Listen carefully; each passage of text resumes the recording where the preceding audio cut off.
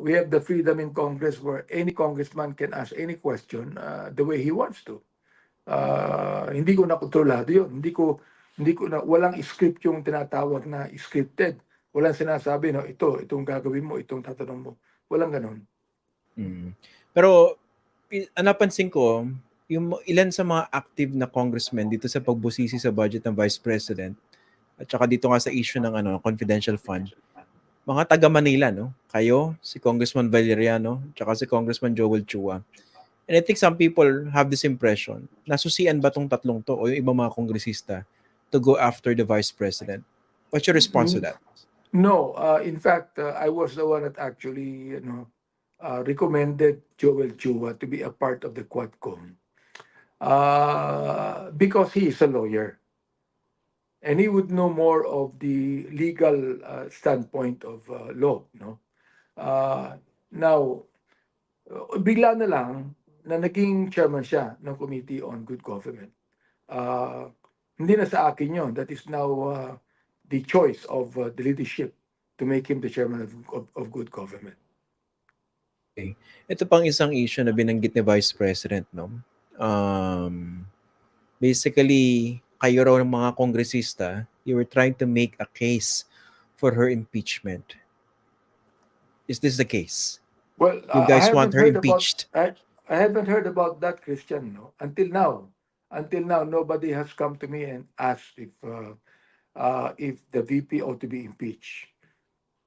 Sa akin, pag-aaralan ko pa yan kung talagang merong substance ang any impeachment proceeding against the Vice President.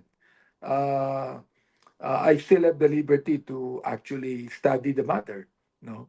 Pero sa akin po, ako Christian, I've never heard anything about that. I wasn't invited to any caucus to impeach the Vice President. I do not have any hand on that. In any case, wala.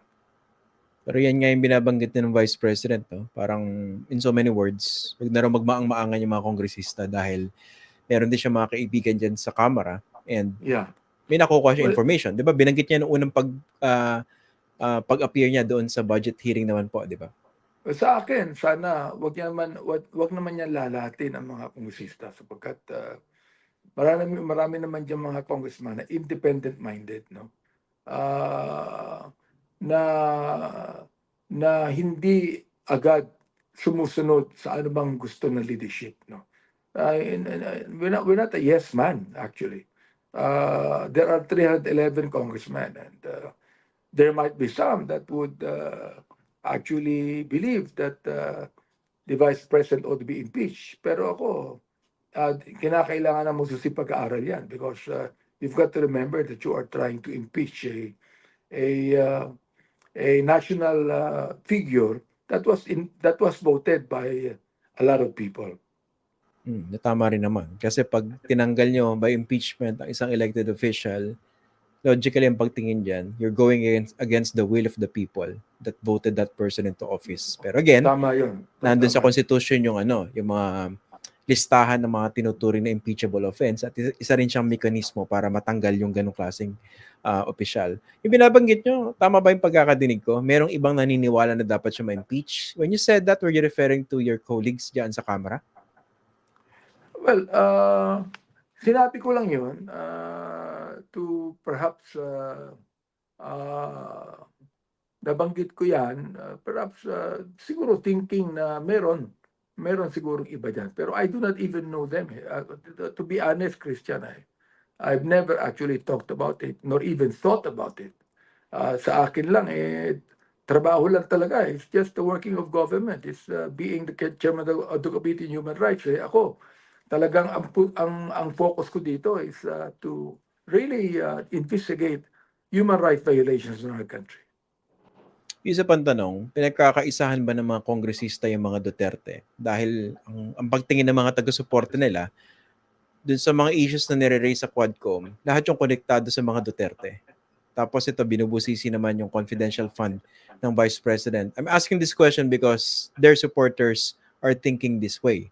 Although my personal opinion is that legitimate yung mga issues na yan. Pero from your perspective, ano yung sagot nyo dun sa claim na iyon ng kanyang mga taga-suporta? Well, in my perspective, ako, as I've told you, my focus is to investigate on human rights. Okay. Now, as far as the budget is concerned, being the vice chair of the Committee on Appropriations, it becomes my duty also.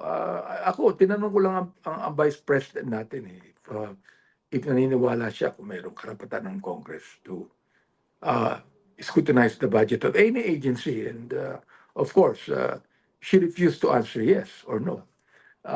Wala akong ibang bagay na gustong yung bang hinala ng iba na na ginagawa ko. No, hindi ganun eh. Now, I do not know about the others. It might be, no? They might be. Maaaring meron diyang iba na hindi naman kasama ng dating Pangulo sa kanyang partido na siyempre they are towing the line of their own party. Yun ang kanilang linya. Alam mo naman sa Kongreso, ano yan eh. It's a rainbow coalition, maraming partido yan eh. And every party has its own rules, has its own advocacy.